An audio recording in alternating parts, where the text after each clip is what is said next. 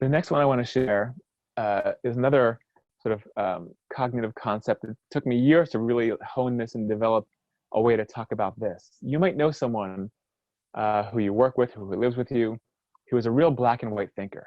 Things are all good, they're all bad. Um, but that person who has very black and white thinking tends to be on a real emotional roller coaster. They are up and down, and you wind up being up and down with them. And if they're on that roller coaster and they have a lot of negative thinking, they can sometimes go down, that that uh, that hill, that decline, at a rapid rate, and to swing to very negative places. So I wanted to explain that. We'll start over here. You really get to extremes if the way that you process the world. If you only have black and white thinking, if you have these two options in your head, basically you then have to categorize all of your experience into only two possible categories, right? Things are either all bad, right, or they're all good.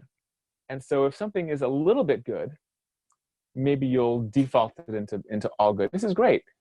But more likely, if something is a little bit not good, like an experience is pretty good, but there's one part that you don't like, if you only have two cubbies, well, if it's not all good, it must be all bad. Now you're in the tank. Now you're in the dark.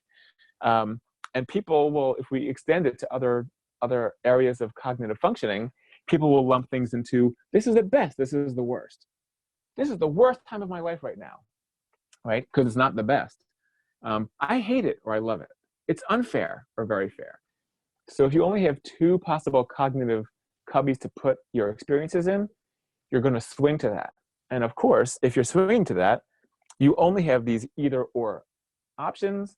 And as we know, if you think negative things, you're going to feel negatively and you're going to behave with negative responses as well. And if it's only two, you're going to have more extreme swings. This explains why a lot of the people that we work with, or a lot of the kids that you might be thinking of, really have these times where they can be like super happy and fine, and then they're in this very dark place. So we start to try to insert and share with kids, when we're drawing, if as an artist, or if you go to your local paint store, or Lowe's or Home Depot, go to the paint area. You can get paint swatches that have all different shades of gray. There are hundreds of shades of gray. We'll just insert 3 shades of gray in between black and white for our purposes. And so what we do is we want to talk about, how would life be different if you could insert 3 different shades of gray in between your black and white, right? The world isn't just black and white. There's all different shades. Well, if we did that, let's also add some words in between these worst and best, love and hate kind of words. So instead of worst and best, we have worst. Okay, this is bad. This is number 3. A 3 rating would be okay. 4 is good. And 5 is the best. You suddenly have 3 more options. You have 3 more mental categories to place things in. Same thing with the other extremes.